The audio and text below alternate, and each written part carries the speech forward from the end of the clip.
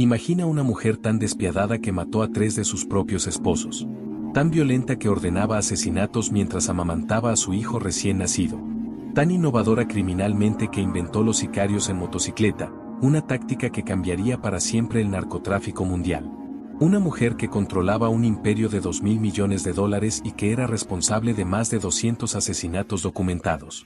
Esta mujer no era un personaje de ficción. Era real.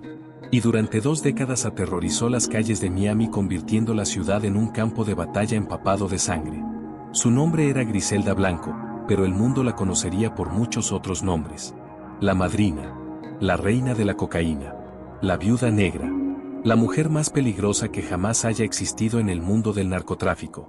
Su historia es tan brutal que cuesta creer que realmente sucedió. Pero cada asesinato, cada traición, cada momento de violencia extrema está documentado en archivos judiciales, testimonios de la DEA y las cicatrices que dejó en Miami. Hoy conocerás a la mujer que demostró que el género no importa cuando se trata de crueldad pura. Esta es la historia de Griselda Blanco, la madrina que hizo temblar a Estados Unidos. Griselda Blanco Restrepo nació el 15 de febrero de 1943 en Cartagena, Colombia, en medio de la pobreza más absoluta.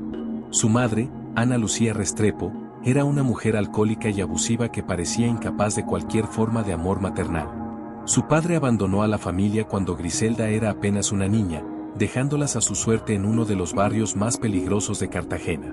No había dinero para comida. No había esperanza de un futuro mejor. Solo había violencia, hambre y desesperación. Cuando Griselda tenía 3 años, su madre decidió que Cartagena no les ofrecía nada y se mudaron a Medellín, buscando oportunidades en la ciudad más importante de Antioquia. Pero Medellín en los años 40 no era la ciudad moderna que conocemos hoy. Era un lugar despiadado para los pobres, donde la ley del más fuerte era la única ley que importaba. La familia terminó viviendo en uno de los barrios más violentos de la ciudad, donde la supervivencia dependía de tu capacidad para ser más violento que los demás. La infancia de Griselda fue una pesadilla continua que marcaría su psicología para siempre. Su madre la golpeaba constantemente con lo que tuviera a mano, cinturones, cables, palos. La obligaba a mendigar en las calles durante horas bajo el sol abrasador, y si no traía suficiente dinero, la paliza era aún peor.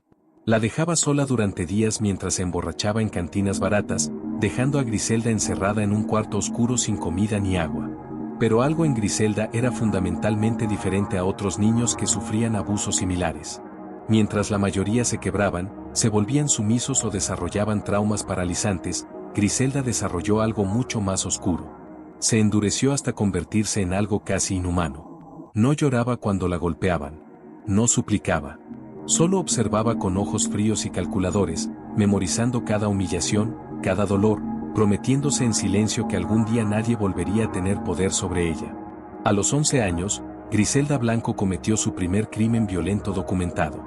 Según relatos que luego confirmarían investigadores de la DEA, secuestró a un niño de una familia adinerada del barrio. Era un plan audaz para una niña de su edad, identificó a un objetivo vulnerable, lo atrajo con promesas, lo mantuvo cautivo en un lugar abandonado que había preparado previamente. Cuando los padres no pudieron pagar el rescate lo suficientemente rápido para su gusto, Griselda personalmente le disparó en la cabeza con un revólver que había robado. 11 años. Un asesinato a sangre fría ejecutado con una frialdad que heló la sangre de los investigadores décadas después cuando reconstruyeron su historia. Pero para Griselda no fue un momento de horror o arrepentimiento. Fue una revelación. Descubrió que no sentía remordimiento, que la violencia le resultaba natural, que matar era más fácil de lo que había imaginado. Era solo el comienzo de una carrera criminal que superaría a la de la mayoría de los hombres en su brutalidad.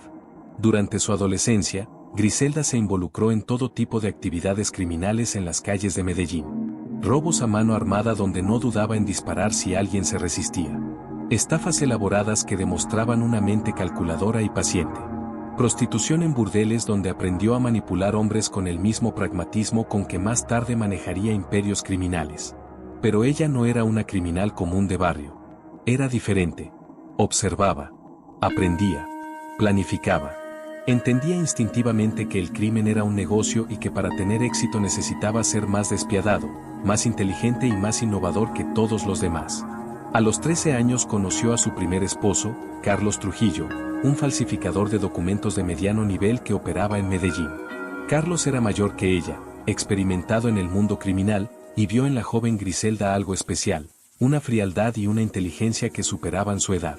Le enseñó los fundamentos del crimen organizado, cómo crear identidades falsas, cómo lavar dinero, cómo mantener las operaciones separadas para que si una caía, las otras sobrevivieran. Con él tuvo 3 hijos, Dixon, Uber y Osvaldo. Nombres que se volverían famosos décadas después por las razones equivocadas. Pero el matrimonio con Carlos no duró mucho. Cometió el error fatal de ser infiel a Griselda, creyendo que una mujer tan joven simplemente aceptaría la traición como algo normal en ese mundo. Se equivocó completamente. Griselda no aceptaba traiciones. Su respuesta fue directa y brutal, una bala en la cabeza mientras dormía. Enviudó por primera vez a los 17 años, pero no sería la última. Estaba estableciendo un patrón que seguiría el resto de su vida. Cualquier traición, por pequeña que fuera, se pagaba con sangre. Su segundo esposo fue Alberto Bravo, un narcotraficante de mediano nivel que operaba en Medellín a finales de los años 60. Alberto era más ambicioso que Carlos, más conectado con las redes del crimen organizado emergente. Vio en Griselda algo que otros hombres habían pasado por alto. No solo era hermosa y carismática, también tenía una mente criminal brillante y una capacidad para la violencia que superaba a la mayoría de los hombres más curtidos del negocio. Juntos formaron una sociedad criminal que cambiaría sus vidas para siempre y revolucionaría el narcotráfico internacional. En los años 70, el negocio de la cocaína estaba en sus primeras etapas de explosión global. La demanda en Estados Unidos se disparaba exponencialmente. La contracultura, el disco, el exceso de los años 70 crearon un mercado hambriento de cocaína. Colombia tenía el producto gracias a su geografía perfecta para cultivar coca y su proximidad a los países productores de Perú y Bolivia. Pero había un problema logístico masivo. Nadie había descubierto cómo transportar grandes cantidades de forma eficiente, segura y que evadiera la detección de las autoridades. Mientras los demás narcotraficantes experimentaban con métodos primitivos y arriesgados, enviando unos pocos kilos escondidos en maletas o en el estómago de mulas que frecuentemente morían cuando los paquetes se rompían internamente, Griselda tuvo una idea revolucionaria que cambiaría el negocio para siempre. Reclutó a docenas de mujeres jóvenes, las vistió como turistas o mujeres de negocios respetables, y las entrenó meticulosamente para transportar cocaína escondida en ropa interior especialmente diseñada con compartimentos ocultos, en tacones huecos que habían sido modificados por artesanos especializados, en maletas con dobles fondos tan bien construidos que los perros no podían detectarlos. Estas mujeres no levantaban sospechas. Pasaban por las aduanas sonriendo, hablando inglés con fluidez después del entrenamiento de Griselda, vestidas impecablemente, pareciendo exactamente lo que pretendían ser, turistas inocentes o profesionales en viajes de negocios. Los agentes de aduanas de los años 70 no esperaban que mujeres jóvenes y atractivas fueran narcotraficantes. Era impensable. Y Griselda explotó ese sesgo hasta convertirlo en un imperio. Pero Griselda no se conformó con eso. Su creatividad criminal no conocía límites. Innovó constantemente en nuevos métodos para esconder y transportar cocaína. Usaba lencería femenina rellena de cocaína en los sostenes y las panties, aprovechando que los agentes masculinos raramente realizaban inspecciones exhaustivas de ropa interior femenina. Zapatos con suelas completamente huecas que podían contener hasta medio kilo cada uno. Corsés y fajas especialmente modificadas que permitían a las mujeres llevar varios kilos pegados al cuerpo sin que fuera visible bajo la ropa. Incluso experimentó con bolsas de colostomía falsas llenas de cocaína, una táctica tan perturbadora que nadie pensaba en verificarlas. Mientras Pablo Escobar todavía estaba dando sus primeros pasos en el negocio, aprendiendo de los errores de otros, Griselda Blanco ya estaba enviando cientos de kilos a Estados Unidos cada mes. Su operación era profesional, eficiente y extraordinariamente rentable. Las ganancias comenzaron a fluir en cantidades que superaban cualquier cosa que hubiera experimentado antes. En cuestión de pocos años, Griselda y Alberto se convirtieron en millonarios. Compraron propiedades en Medellín. Autos de lujo. Vivían como la élite colombiana, aunque su dinero venía de fuentes completamente ilegales. Pero el dinero, como siempre sucede en el mundo del narcotráfico, trajo algo más oscuro, desconfianza profunda y paranoia creciente. Alberto comenzó a sospechar que Griselda le estaba robando parte de las ganancias. Griselda sospechaba lo mismo de Alberto. La paranoia creció como un cáncer hasta que finalmente explotó en violencia en 1975. Griselda descubrió evidencia concreta de que Alberto efectivamente le había estado robando varios millones de dólares, desviando envíos y ocultando ganancias. Para cualquier otra persona, esto habría resultado en una separación, tal vez en procedimientos legales, aunque ilegales por la naturaleza del negocio. Pero Griselda no pensaba como personas normales. Su respuesta fue directa y definitiva. Lo citó en un estacionamiento abandonado en Bogotá, supuestamente para hablar civilizadamente y resolver las diferencias como socios adultos. Cuando Alberto llegó confiado, creyendo que podría explicarse o negociar, Griselda estaba esperándolo con un revólver escondido. La confrontación comenzó con acusaciones. Alberto negó todo inicialmente, luego admitió algunas cosas cuando se dio cuenta de que Griselda tenía pruebas. La discusión escaló rápidamente. Voces alzadas. Amenazas. Y entonces Alberto cometió el error final, intentó sacar su propia arma. Los detalles exactos de lo que sucedió esa noche varían dependiendo de quien cuente la historia, pero el resultado final es indiscutible y está documentado en archivos policiales colombianos. Alberto Bravo murió con 6 balazos en su cuerpo. Griselda resultó herida en el abdomen pero sobrevivió después de una cirugía de emergencia. Había enviudado por segunda vez, otra vez por su propia mano. Y ahora controlaba completamente todo el imperio criminal que habían construido juntos. Era la única jefa. La única que tomaba decisiones. La madrina. Pero Colombia se estaba volviendo peligroso incluso para alguien tan despiadado como Griselda. Las autoridades comenzaban a prestarle atención seria después del asesinato de Alberto. Demasiadas preguntas. Demasiadas investigaciones. Los competidores también querían eliminarla, viendo una oportunidad para apoderarse de sus rutas y contactos. Y había otro problema creciente. Pablo Escobar estaba emergiendo rápidamente como el nuevo poder dominante en Medellín, construyendo el cártel de Medellín, y no le gustaba la competencia, especialmente de una mujer que no se sometía a su autoridad. Griselda y Pablo se conocían. Habían trabajado juntos ocasionalmente en los primeros días. Pero la relación siempre fue tensa. Pablo tenía ideas tradicionales sobre el rol de las mujeres y le molestaba profundamente que Griselda fuera tan exitosa e independiente. Según testimonios posteriores, Pablo una vez le dijo directamente que las mujeres debían estar en casa criando hijos, no dirigiendo operaciones de narcotráfico. La respuesta de Griselda fue típicamente directa. Le dijo que era un machista idiota y que había ganado más dinero que él antes de que Pablo supiera cómo funcionaba el negocio. La enemistad quedó establecida, aunque nunca llegaron a una guerra abierta porque Griselda tomó una decisión inteligente. En 1978, Griselda tomó la decisión que cambiaría la historia del narcotráfico en Estados Unidos. Se mudó permanentemente al país. Primero llegó a Queens, Nueva York, donde estableció operaciones iniciales y probó el mercado. Pero Nueva York era solo una parada temporal.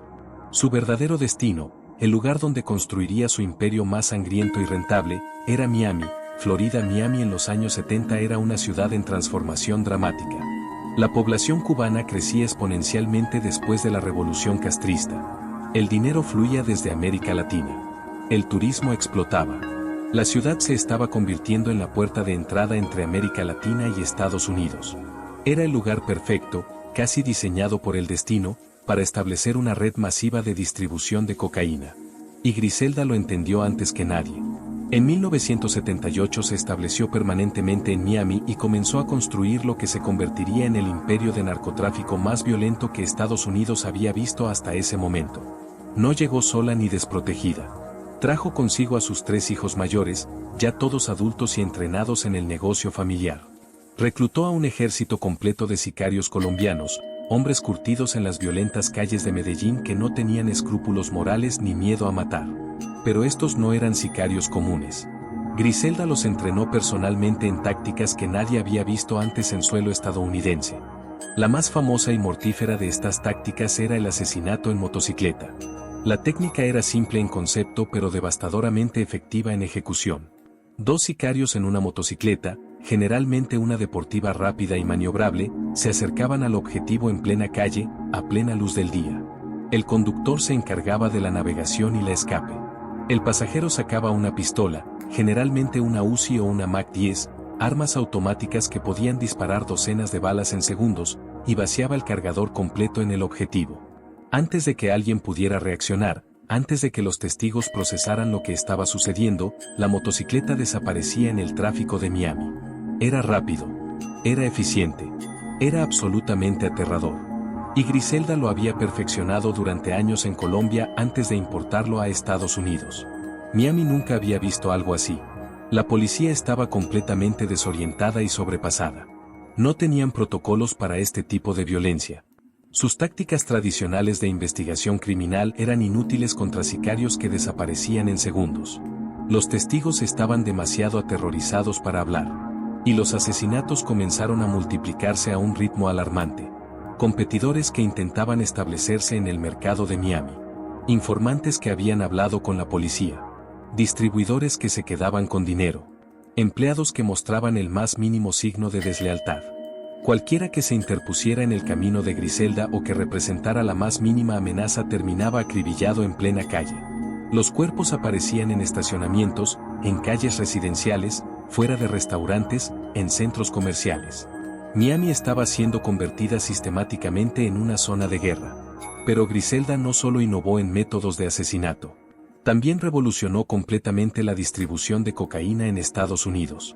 Mientras otros narcotraficantes vendían exclusivamente a grandes distribuidores mayoristas, manteniendo una estructura simple de pocos contactos de alto nivel, Griselda creó una red piramidal sofisticada que llegaba directamente hasta los dealers de calle de nivel más bajo. Controlaba cada eslabón de la cadena, desde la importación inicial hasta la venta final al consumidor. Y cada eslabón le generaba ganancias. Su sistema era brillante en su simplicidad y efectividad. Importaba la cocaína directamente desde Colombia usando sus rutas establecidas. La procesaba en laboratorios clandestinos en Miami para aumentar su pureza y su valor. La distribuía a través de una red jerárquica de distribuidores que habían sido cuidadosamente seleccionados y aterrorizados hasta garantizar su lealtad absoluta. Y monitoreaba cada transacción, cada gramo, cada dólar, con una precisión contable que habría impresionado a cualquier corporación legítima. En su punto máximo de operación, Griselda Blanco movía aproximadamente 3.500 kilos de cocaína pura al mes solo en el mercado de Miami. 3.500 kilos. Para poner eso en perspectiva, eso es suficiente para proveer dosis individuales a millones de consumidores. Eso generaba aproximadamente $80 millones mensuales en ingresos brutos. Casi $1.000 millones al año. Era, sin ninguna exageración, una de las mujeres más ricas de Estados Unidos, aunque todo su dinero era completamente ilegal y manchado de sangre. Con esa fortuna obscena, Griselda vivía como una reina moderna. Compró mansiones en los barrios más exclusivos y caros de Miami, Coral Gables, Key Biscayne, áreas donde vivían millonarios legítimos y celebridades. Cada propiedad estaba decorada con un lujo extremo que rayaba en lo vulgar. Mármoles italianos importados. Muebles de diseñadores europeos. Obras de arte caras aunque su apreciación por el arte era nula. Tenía una colección impresionante de autos de lujo, múltiples Rolls-Royce, Mercedes-Benz de los modelos más caros, Ferraris rojos llamativos. Usaba joyas que costaban fortunas, collares de diamantes, anillos con esmeraldas colombianas enormes, relojes Rolex enchapados en oro. Se vestía exclusivamente con ropa de diseñador, Versace, Gucci, Chanel. Gastaba decenas de miles de dólares en una sola tarde de compras. Sus fiestas eran legendarias por su exceso, champán Dom Perignon fluyendo sin límite, comida preparada por chefs privados, música en vivo, drogas de la más alta calidad disponibles gratuitamente para los invitados. Vivía como imaginaba que vivía la realeza, sin entender que el verdadero lujo es discreto y su ostentación solo atraía atención indeseada. Pero detrás de todo ese lujo superficial había una paranoia creciente que consumía a Griselda desde adentro. No confiaba en nadie, ni siquiera en su propia familia. Hacía que sus empleados probaran su comida antes de comerla, aterrizada por la posibilidad de ser envenenada. Cambiaba de residencia constantemente, nunca durmiendo 2 noches seguidas en el mismo lugar. Viajaba con un séquito de guardaespaldas armados hasta los dientes, hombres que habían demostrado su lealtad matando sin cuestionamiento cuando ella lo ordenaba. Instaló sistemas de seguridad extremadamente sofisticados para la época en todas sus propiedades, cámaras de vigilancia, alarmas conectadas directamente con equipos de respuesta armados, cuartos de pánico fortificados donde podía esconderse si la atacaban. Tenía múltiples identidades falsas preparadas con pasaportes, licencias de conducir y historiales completos por si necesitaba desaparecer repentinamente. Y cualquier persona que mostraba el más mínimo signo de traición o deslealtad era eliminada inmediatamente sin ninguna investigación o segundas oportunidades. Los años 80 en Miami se conocerían históricamente como la era de las Cocaine Cowboys Wars. Era una guerra territorial brutal entre diferentes organizaciones de narcotráfico que competían por el control del mercado más lucrativo de cocaína en Estados Unidos. Y Griselda Blanco estaba en el centro absoluto de toda esa violencia descontrolada. Los asesinatos se volvieron tan comunes que los hospitales de Miami no daban abasto con las víctimas. Las morgues estaban permanentemente desbordadas, teniendo que almacenar cuerpos en contenedores refrigerados en los estacionamientos. La ciudad estaba literalmente bañada en sangre día tras día. Uno de los asesinatos más infames directamente atribuidos a las órdenes de Griselda ocurrió el 11 de julio de 1979 en el Dadeland Mall, uno de los centros comerciales más grandes y populares de Miami. Era un sábado por la tarde soleado. El estacionamiento estaba lleno de familias comprando, niños jugando, personas disfrutando un día normal. Dos sicarios de Griselda, identificados posteriormente como Jesús Castro y Miguel Cruz, entraron al estacionamiento a máxima velocidad en una camioneta blanca. Su objetivo era Germán Jiménez Paneso, un narcotraficante competidor colombiano que había cometido el error de intentar establecer operaciones en el territorio que Griselda consideraba exclusivamente suyo. Paneso estaba saliendo de una licorería dentro del mall cuando los sicarios lo localizaron. Lo que sucedió a continuación quedó grabado en múltiples testimonios de testigos horrorizados y en reportes policiales detallados. Los sicarios abrieron fuego con armas automáticas, disparando más de 100 balas en menos de 30 segundos. No solo mataron a Paneso, también asesinaron a su guardaespaldas y hirieron gravemente a varios transeúntes inocentes. Las balas atravesaron ventanas de tiendas, rebotaron en el concreto, destruyeron autos estacionados. Era una masacre en toda regla ejecutada en medio de un centro comercial lleno de civiles en plena tarde de fin de semana. Los sicarios luego intentaron escapar pero se encontraron con la seguridad del mall. Se produjo un tiroteo adicional donde uno de los guardias de seguridad fue baleado. Finalmente los sicarios lograron huir, abandonando la camioneta que contenía suficiente armamento para equipar a un pelotón militar pequeño, rifles automáticos, escopetas, pistolas, cientos de rondas de munición, chalecos antibalas. El Dadeland Mall Masacre, como fue conocido inmediatamente, fue un punto de inflexión que cambió todo. La masacre fue tan descarada, tan pública, tan absolutamente brutal y sin ningún respeto por vidas inocentes, que finalmente capturó la atención nacional de forma imposible de ignorar. Los medios de comunicación comenzaron a cubrir intensivamente la violencia en Miami. Las cadenas nacionales enviaron corresponsales. Las revistas publicaron artículos de portada sobre la guerra de la cocaína. El gobierno federal se vio obligado a responder con acciones concretas bajo presión pública masiva. La DEA, que hasta ese momento había tratado el problema del narcotráfico en Miami como un asunto local para la policía municipal y estatal, finalmente intervino con recursos federales serios. Crearon fuerzas especiales dedicadas exclusivamente a desmantelar las redes de cocaína en el sur de Florida. Asignaron agentes experimentados. Invirtieron en tecnología de vigilancia. Establecieron operaciones de infiltración de largo plazo. Y pusieron a Griselda Blanco en el centro absoluto de su objetivo. Pero capturar a Griselda no era tarea fácil en absoluto. Ella era extremadamente cuidadosa, habiendo aprendido de décadas de evadir autoridades en Colombia. Raramente se exponía en público o en situaciones donde pudiera ser vulnerable. Usaba intermediarios para prácticamente todas sus operaciones, manteniendo múltiples capas de separación entre ella y cualquier actividad criminal directa. Cambiaba de teléfonos celulares constantemente, nunca usando el mismo dispositivo por más de unos pocos días. Usaba códigos elaborados en todas sus comunicaciones, referencias que solo ella y sus asociados más cercanos entendían. Y lo más importante, había aprendido las lecciones de corrupción que Pablo Escobar estaba perfeccionando en Colombia. En el negocio del narcotráfico, la corrupción sistemática de autoridades es tan importante como la violencia misma. Griselda tenía un ejército de abogados corruptos en su nómina, algunos de los mejores litigantes criminales de Miami que encontraban tecnicismos legales para desmantelar casos. Tenía policías sobornados que le advertían sobre investigaciones y operativos. Tenía funcionarios de menor nivel en agencias gubernamentales que filtraban información clasificada. Incluso tenía contactos en el sistema judicial que podían influenciar asignaciones de casos y decisiones de fianza. Griselda había construido un sistema de protección que era casi impenetrable. Y durante años funcionó perfectamente, permitiéndole operar con una impunidad casi total a pesar de que las autoridades sabían exactamente quién era y qué hacía. Pero como todos los imperios criminales, eventualmente comenzó a mostrar grietas. Y esas grietas vinieron de donde menos lo esperaba, su propia vida personal y sus decisiones emocionales impulsivas. En 1983, Griselda conoció a Darío Sepúlveda, un sicario colombiano joven, apuesto y absolutamente letal que trabajaba en su organización. Era casi 20 años menor que ella. Tenía el tipo de belleza masculina ruda que Griselda siempre había encontrado irresistible. Era hábil con armas, despiadado en ejecuciones, y mostraba la lealtad fanática que ella exigía de todos sus empleados. Griselda se enamoró perdidamente por tercera vez en su vida, algo que sus asociados veían con alarma creciente porque sus relaciones románticas siempre terminaban en muerte. Se casaron en una ceremonia extraordinariamente lujosa en Miami que costó cientos de miles de dólares.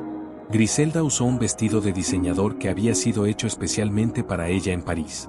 Había orquestas, bufetes interminables, champán importado, invitados que incluían algunos de los criminales más peligrosos de 2 continentes.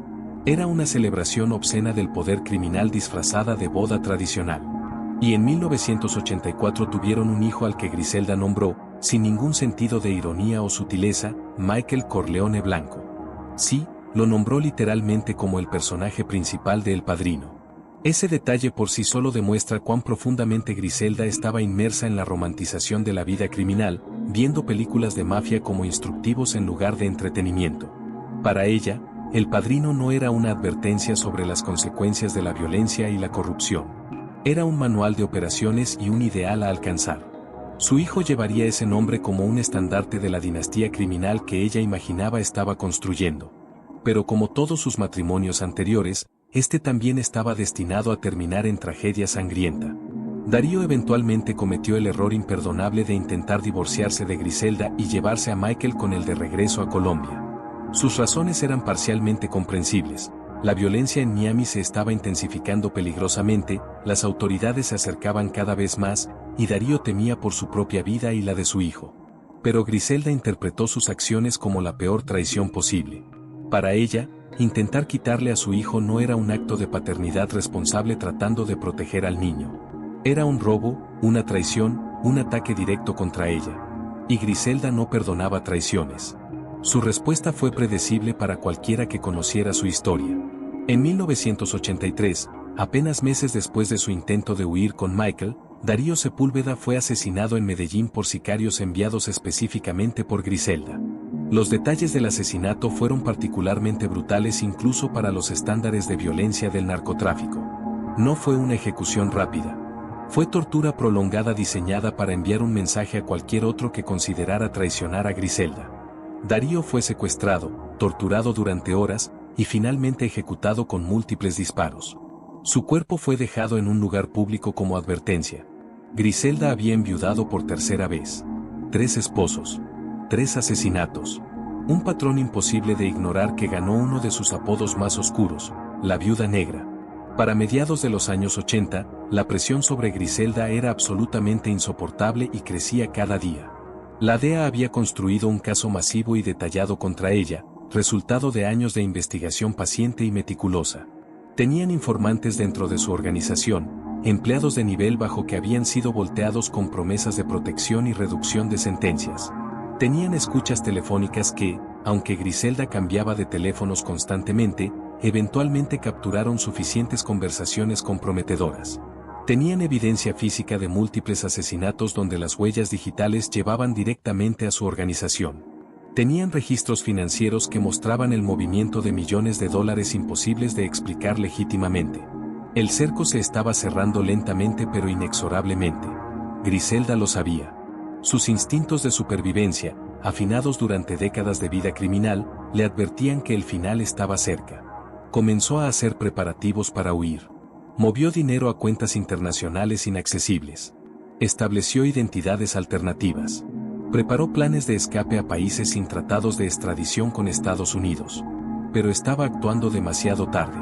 El 17 de febrero de 1985, un día que Griselda recordaría como el fin de todo lo que había construido, agentes de la DEA coordinaron un operativo masivo y meticulosamente planificado.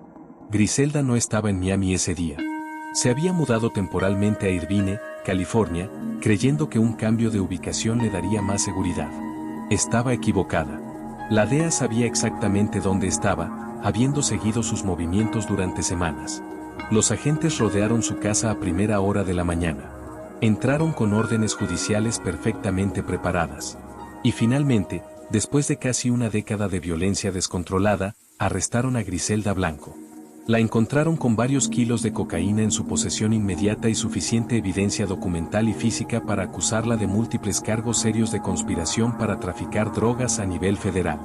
La madrina, la reina de la cocaína, finalmente había sido capturada. Las imágenes del arresto fueron transmitidas en las noticias nacionales. Griselda, esposada y siendo escoltada por agentes federales, mostraba una expresión que los investigadores recordarían años después. No parecía asustada ni arrepentida. Parecía furiosa. Enojada por haber sido capturada, no por lo que había hecho. Esa falta total de remordimiento o reflexión moral sobre sus crímenes se convertiría en un tema constante durante todo su encarcelamiento. Pero incluso desde prisión, Griselda seguía siendo extraordinariamente peligrosa y capaz de proyectar poder. Ordenó asesinatos desde su celda usando mensajes codificados en cartas aparentemente inocentes a familiares. Amenazó a testigos que planeaban testificar contra ella, enviando mensajes detallados sobre dónde vivían sus familias y qué les sucedería si hablaban. Intentó sobornar a guardias de prisión con sumas de dinero que superaban lo que ganarían en toda una vida de trabajo honesto. Los fiscales sabían que necesitaban mantenerla encerrada para siempre si querían proteger a testigos y prevenir más violencia. El sistema judicial se movió lentamente, como siempre lo hace en casos complejos de crimen organizado. El primer juicio de Griselda se centró en cargos federales de conspiración para traficar cocaína.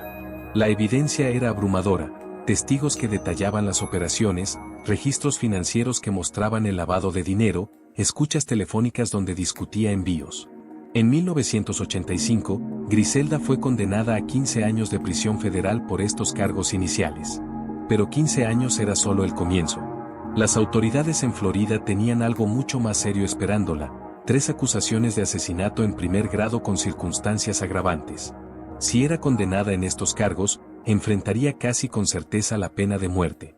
Griselda sería llevada a juicio por algunos de los asesinatos más notorios que había ordenado durante su reino de terror en Miami. Mientras esperaba el juicio por asesinato en una prisión federal de alta seguridad, algo extraordinario sucedió que casi parecía sacado de una película. Uno de sus antiguos sicarios más letales, Jorge Rivi Ayala, fue arrestado por crímenes no relacionados. Ayala era conocido en el mundo criminal de Miami como uno de los asesinos más prolíficos y despiadados. Había participado personalmente en docenas de asesinatos para Griselda, conocía detalles íntimos de sus operaciones y tenía información que podía condenarla definitivamente. Los fiscales le ofrecieron un trato: cooperar completamente, testificar contra Griselda y otros miembros de la organización, y a cambio recibiría una sentencia reducida en lugar de cadena perpetua o pena de muerte. Ayala, enfrentando el resto de su vida en prisión, aceptó el trato. Era el testigo perfecto contra Griselda. Había estado presente en muchos de los asesinatos. Podía describir en detalle cómo se planificaban, cómo se ejecutaban, cómo Griselda daba las órdenes. Su testimonio sería devastador e imposible de refutar. El caso parecía hermético. Los fiscales estaban seguros de que finalmente tendrían justicia por las décadas de violencia. Griselda enfrentaría un juicio justo, sería condenada por sus crímenes y probablemente recibiría la pena de muerte. Era el final apropiado para alguien que había causado tanto sufrimiento. Pero entonces se descubrió un escándalo tan bizarro y perturbador que casi destruyó el caso completo. 3 secretarias que trabajaban en la oficina del fiscal habían estado visitando a Jorge Ayala en prisión regularmente durante meses. No eran visitas profesionales relacionadas con el caso. Eran visitas personales y románticas. Las 3 mujeres, en diferentes momentos, habían mantenido relaciones sexuales con Ayala en áreas de visita de la prisión. Una de ellas incluso había quedado embarazada de él. El escándalo explotó en los medios cuando fue descubierto, generando titulares sensacionalistas durante semanas. El equipo legal de Griselda, liderado por abogados criminales extremadamente hábiles y sin escrúpulos, inmediatamente argumentó que el derecho de Griselda a un juicio justo había sido irremediablemente comprometido. Alegaron que el testimonio de Ayala ya no era confiable porque había sido potencialmente influenciado por las secretarias que tenían acceso a información confidencial del caso. Argumentaron que la conducta inapropiada del personal de la Fiscalía había contaminado todo el proceso judicial. Los jueces que revisaron el caso estuvieron de acuerdo parcialmente. El escándalo era tan grave que el caso de asesinato contra Griselda quedó gravemente debilitado. Después de años de procedimientos legales complicados, apelaciones, audiencias sobre conducta prosecutorial impropia, Griselda finalmente llegó a un acuerdo de declaración negociada con la Fiscalía en 1998. Se declaró culpable de 3 cargos de asesinato en segundo grado, una reducción significativa de los cargos originales de asesinato en primer grado con circunstancias agravantes. A cambio, recibió solo 10 años adicionales de prisión. Dado el tiempo que ya había cumplido desde su arresto en 1985, sería elegible para liberación en solo unos pocos años más. Era un trato increíblemente generoso considerando la magnitud horrorosa de sus crímenes. Las familias de sus víctimas estaban indignadas. Los investigadores que habían dedicado años a construir el caso estaban devastados. Pero el sistema legal había hablado. En 2004, después de casi 20 años en prisión federal, Griselda Blanco fue finalmente liberada. Tenía 61 años, había envejecido notablemente durante su encarcelamiento, pero seguía siendo reconocible como la mujer que había aterrorizado Miami décadas atrás. Pero había una condición absoluta e innegociable para su liberación: sería inmediatamente deportada a Colombia y tenía prohibido permanentemente regresar a Estados Unidos bajo cualquier circunstancia. Las autoridades estadounidenses no querían arriesgarse a que pusiera un pie fuera de la prisión en territorio americano. La escoltaron directamente desde la instalación penitenciaria hasta el aeropuerto internacional. La subieron a un vuelo con destino a Medellín. Y Griselda regresó a la ciudad donde había comenzado su carrera criminal más de 5 décadas atrás, cerrando el círculo de su vida. Medellín había cambiado dramáticamente en las décadas que Griselda había estado ausente. Ya no era la ciudad violenta y caótica de los años 70 y 80 cuando Pablo Escobar aterrorizaba las calles. El cártel de Medellín había sido completamente desmantelado. Los grandes carteles tradicionales habían sido reemplazados por organizaciones más pequeñas y discretas.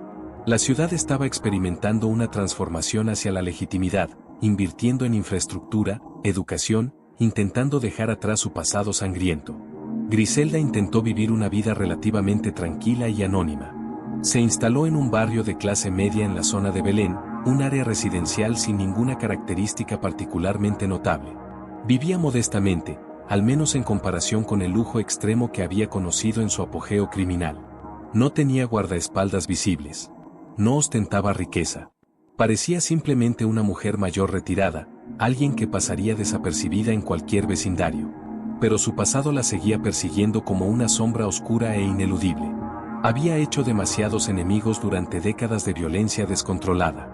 Había ordenado demasiados asesinatos. Había destruido demasiadas familias. Y en el mundo del narcotráfico, la venganza nunca expira. Las deudas de sangre persisten durante generaciones. Alguien, en algún lugar, estaba esperando pacientemente la oportunidad perfecta. El 3 de septiembre de 2012, un lunes por la tarde, Griselda Blanco salió de una carnicería local en el barrio Belén de Medellín. Era una actividad completamente mundana, comprando carne para la cena. Tenía 69 años. Caminaba lentamente, mostrando su edad, sin ninguna protección visible, sin guardaespaldas, completamente vulnerable. 2 hombres jóvenes en una motocicleta deportiva se acercaron lentamente por la calle. El pasajero sacó un arma. Disparó 2 veces con precisión letal. Una bala impactó en la cabeza de Griselda. Una en el torso. Ella cayó instantáneamente muerta en la acera, su sangre formando un charco en el concreto. Los sicarios aceleraron y desaparecieron en el tráfico antes de que nadie pudiera reaccionar.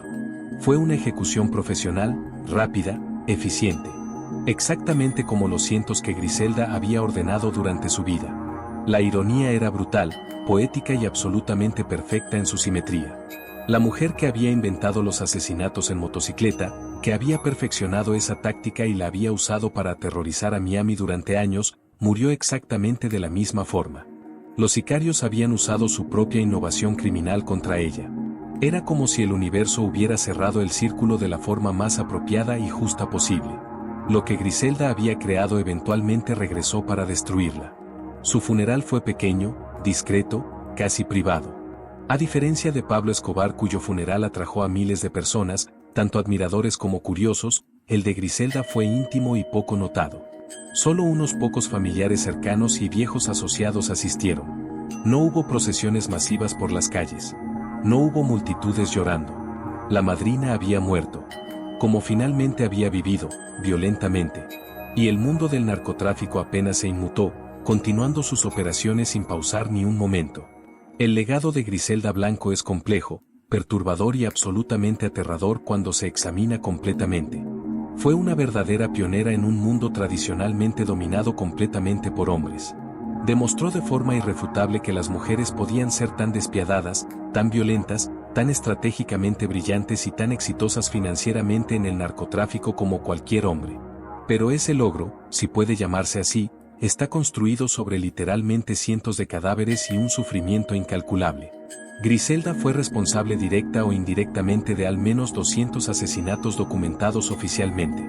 Algunos expertos en crimen organizado y agentes retirados de la DEA creen que la cifra real podría fácilmente ser el doble o triple, considerando asesinatos no reportados o no conectados oficialmente con ella. Destruyó familias enteras sin ningún remordimiento. Arruinó incontables vidas. Convirtió Miami en una zona de guerra durante casi una década completa de los años 80. El daño que causó a nivel individual y comunitario es simplemente imposible de cuantificar completamente. Sus innovaciones criminales fueron copiadas metódicamente por todos los carteles y organizaciones criminales que vinieron después en toda América Latina y más allá. Los sicarios en motocicleta se convirtieron en el método de asesinato preferido en Colombia, México, Brasil, y eventualmente se exportaron a otras regiones. Su sistema de distribución en red piramidal fue adoptado y refinado por organizaciones criminales en todo el mundo. Griselda no solo fue una narcotraficante individualmente exitosa, fue una innovadora criminal cuyas tácticas y estrategias siguen siendo usadas y enseñadas décadas después de su muerte. Esta fue la historia de Griselda Blanco Restrepo. La madrina. La reina de la cocaína. La viuda negra. Una mujer que demostró que el mal, la crueldad y la violencia no tienen género. Una narcotraficante que construyó un imperio de $2.000 millones literalmente sobre cadáveres y montañas de cocaína. Una innovadora criminal cuyas tácticas revolucionaron el narcotráfico internacional. Pero al final, como absolutamente todos los criminales violentos eventualmente descubren, murió violentamente. Sola en una acera. Asesinada con sus propios métodos. Olvidada por la mayoría del mundo. Recordada solo por el horror y el sufrimiento que causó durante décadas. Sus hijos también pagaron precios terribles por la vida criminal de su madre. Dixon y Osvaldo, sus hijos mayores, fueron asesinados en Colombia durante la década de los 90, probablemente en venganza directa por los crímenes de Griselda o como resultado de sus propias actividades criminales heredadas. Uber fue asesinado en una prisión colombiana en 2010 en circunstancias que nunca fueron completamente aclaradas. Solo Michael Corleone Blanco sobrevivió, el hijo que lleva ese nombre cinematográfico absurdo, y ha pasado años intentando públicamente distanciarse del legado de su madre mientras paradójicamente capitaliza su notoriedad en reality shows y entrevistas mediáticas. La historia de Griselda también plantea preguntas incómodas sobre género, poder y criminalidad. Durante décadas, el mundo asumió que el narcotráfico y la violencia extrema eran territorios exclusivamente masculinos. Griselda destrozó esa ilusión completamente. Demostró que las mujeres son igualmente capaces de crueldad sistemática, violencia estratégica y ambición criminal sin límites morales.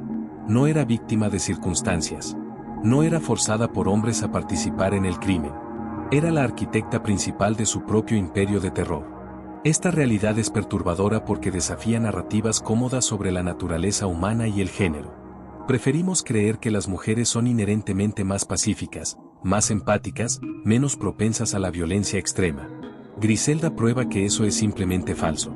La capacidad para el mal no está determinada por cromosomas sino por elecciones individuales, psicología personal y circunstancias que moldean el carácter.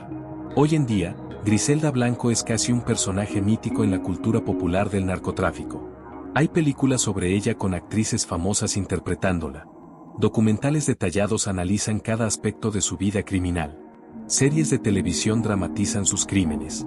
Su historia fascina porque desafía expectativas y preconcepciones sobre quién puede ser un narcotraficante exitoso y letal. Pero romantizar a Griselda Blanco sería un error moral terrible. Detrás de la fascinación mediática, detrás de las películas y los documentales sensacionalistas, hay una verdad oscura e ineludible. Fue una asesina en masa despiadada que causó un sufrimiento humano inimaginable. No había nada glamoroso ni admirable en sus crímenes. Solo violencia pura, muerte indiscriminada y destrucción sistemática de vidas. Cada asesinato que ordenó dejó familias destrozadas, niños huérfanos, padres enterrando hijos, viudas llorando esposos. Cada kilo de cocaína que distribuyó contribuyó a la epidemia de adicción que destruyó comunidades enteras en Estados Unidos, particularmente comunidades afroamericanas que sufrieron desproporcionadamente durante la crisis del crack de los años 80. El daño que causó se extiende mucho más allá de los asesinatos directos, abarcando generaciones de sufrimiento social. Las víctimas de Griselda nunca obtuvieron verdadera justicia. 20 años en prisión por cientos de asesinatos y décadas de devastación social es ridículamente inadecuado. Las familias que destruyó nunca recuperaron a sus seres queridos. Los niños que crecieron sin padres porque Griselda los mandó asesinar nunca fueron compensados. El sistema judicial falló espectacularmente en proporcionar justicia proporcional a la magnitud de sus crímenes. Y esa es quizás la lección final y más importante de su historia, que una vida construida sobre violencia inevitablemente termina en violencia. Que el poder adquirido a través del terror es fundamentalmente frágil y temporal. Que ningún imperio criminal, sin importar quién lo construya o cuán poderoso parezca en su momento, sobrevive eternamente al paso implacable del tiempo. Griselda Blanco quiso ser una reina, y por un tiempo lo fue, reinando sobre un imperio de cocaína y sangre. Pero su reino estaba construido sobre arena movediza que eventualmente la tragó completamente. Cuando Griselda murió en esa acera en Medellín, no se llevó nada consigo. Todo el dinero que acumuló, los miles de millones que pasaron por sus manos, no significó absolutamente nada en su último momento. No pudo sobornar a la muerte. No pudo comprar más tiempo. No pudo negociar su salida como había hecho durante décadas cuando enfrentaba problemas. La única moneda que importaba al final era la violencia que había sembrado durante toda su vida, y esa violencia finalmente regresó para cobrar su deuda. Su tumba en Medellín no es un lugar de peregrinación como la de Pablo Escobar. No hay turistas tomando fotografías. No hay admiradores dejando flores o mensajes. Es simplemente otra lápida en un cementerio lleno de ellas. Griselda Blanco, que una vez fue la mujer más temida del hemisferio occidental, es ahora apenas una nota al pie en la historia del narcotráfico. Recordada principalmente por haber sido mujer en un mundo de hombres y por haber muerto exactamente como vivió, violentamente y sin piedad.